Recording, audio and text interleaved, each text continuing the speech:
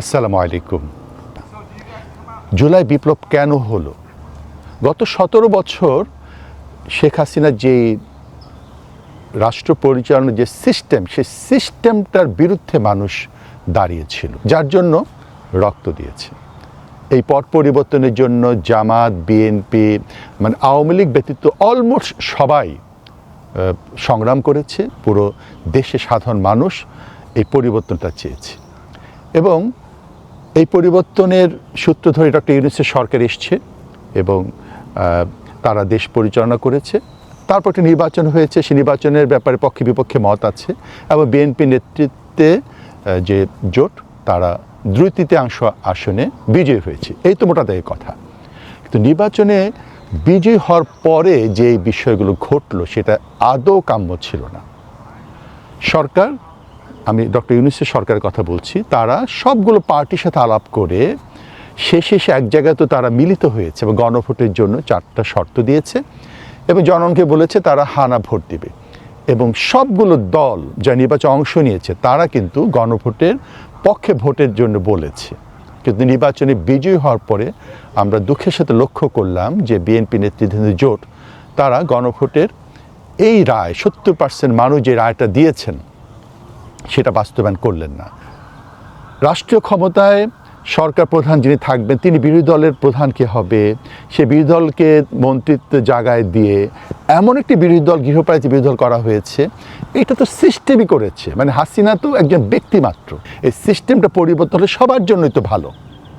কিন্তু বিএনপি এই ক্ষেত্রে পরিষ্কার কোনো কথা বলছে না। আচ্ছা, আপনারা দেখুন যে রাষ্ট্রপতি তিনি তো আওয়ামী লীগ নির্বাচিত। ডক্টর ইউনূস সরকার সে পরিবর্তনের কথা আসলো, তারা সেটার ব্যাপারে মানে বাধা দিলেন। কিন্তু এখন তো 4 মাস হয়ে গেল, এখন পরিবর্তন কেন হয় না? তাহলে এটা পরিষ্কার বোঝা যায় যে এরপরে 5 বছর পর যে নির্বাচন হবে, নতুন রাষ্ট্রপতি যিনি হবেন 5 বছর থাকবেন, ওই সময় তার নেতৃত্বে নির্বাচন হবে। তার মানে বিএনপি পরে নির্বাচনও আসার জন্য পথটা তৈরি করে রাখতে চায়। আপনি দেখেন যে আজকে হাদি এত বড় আত্মত্যাগের পরে মাননীয় প্রধানমন্ত্রী তার কবর জিয়ারত করেছেন। আজকে পরিকল্পিতভাবে হাদিকে বিতর্কিত করা হচ্ছে এবং টক শোতে একটা গ্রুপ তৈরি করা হয়েছে যারা বিরোধী দলকে আজে বাজে কথা বলা। গত 17 বছর যেভাবে 71-এর চেতনা, সেই ব্যবসাটা শুরু করা হচ্ছে। 24কে 71-এর মুখোমুখি দাঁড় করানো হয়েছে। 24 তো এসছে এই সংস্কারের জন্য, রাষ্ট্র ব্যবস্থা পুনর্নির্মাণের জন্য। এটিএম আজহারুল ইসলাম তিনি পার্লামেন্টে বললেন যখন যে আপনারা যে জামাতকে নিষিদ্ধ চাচ্ছেন, একজন এমপি জামাতকে নিষিদ্ধ চাইলেন পার্লামেন্টে, তিনি বললেন তার জামাত নিষিদ্ধ হলে শূন্যস্থানটা কে পূরণ করবে? আপনারা তার উত্তর দিচ্ছেন না। তো পার্লামেন্টে আপনারা যে হাস্যরস করছেন এবং জামাতের ইতিহাস টেনে এনে জামাতের সমালোচনা করছেন, বেশ, খুব ভালো। কিন্তু তাতে মানুষ কি মেসেজ পাচ্ছে?